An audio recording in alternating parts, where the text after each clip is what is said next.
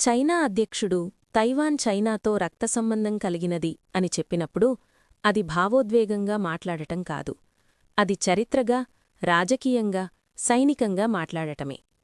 China ఎందుకు రీయూనిఫికేషన్ unstoppable అంటోందో అర్థం కావాలంటే మనం మిసైల్స్ రాకముందుకు, అమెరికా రాకముందుకు, మోడర్న్ కంట్రీస్ పుట్టకముందుకు హిస్టరీలోకి వెళ్ళాలి. శతాబ్దాల క్రితం చైనా ఫుజియాన్ తీరప్రాంతం నుంచి ప్రజలు సన్నని సముద్రమార్గాన్ని దాటి తైవాన్లో స్థిరపడ్డారు. ఈరోజు తైవాన్ పాప్యులేషన్లో మెజారిటీ పీపుల్స్ చైనాతో ఒకే హాన్ వంశ మూలాలను కలిగి ఉన్నారు.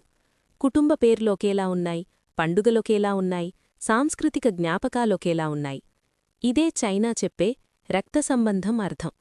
ఇది ఆధునిక రాజకీయ వాదన కాదు, ఒక నాగరికత ఆధారిత వాదన.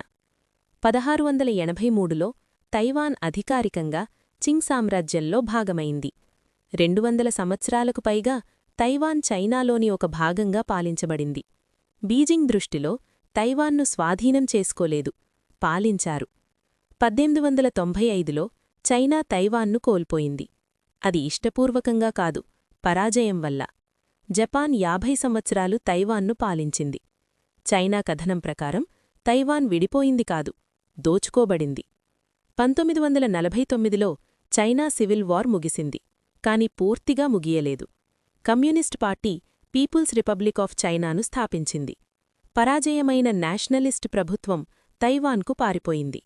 2 ప్రభుత్వాలు మేమే చైనా అని ప్రకటించుకున్నాయి. ఎటువంటి శాంతి ఒప్పందం ఎప్పుడూ జరగలేదు. అందుకే బీజింగ్ దృష్టిలో ఇది అంతర్జాతీయ విభజన కాదు, ముగియని సివిల్ వార్. యుద్ధకాలంలో ప్రపంచం ఒక నిర్ణయం తీసుకుంది. 1971లో ఐక్యరాజ్యసమితి బీజింగ్ను చైనా యొక్క ఏకైక ప్రతినిధిగా గుర్తించింది. తైవాన్ తన స్థానాన్ని కోల్పోయింది. ఈరోజు చాలా దేశాలు వన్ చైనా విధానాన్ని అనుసరిస్తున్నాయి.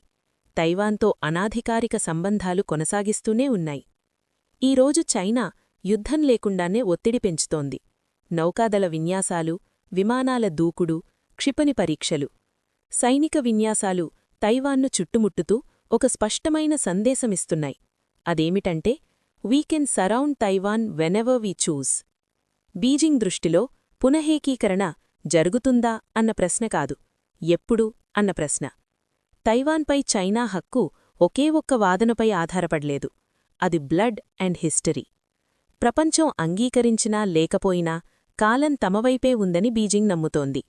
And Taiwan remains the most dangerous fault line in modern geopolitics. ఈ కథ ఇంకా ముగియలేదు. ఇది ఎలా ముగిస్తుందో 21వ శతాబ్దపు భవిష్యత్తును నిర్ణయించవచ్చు.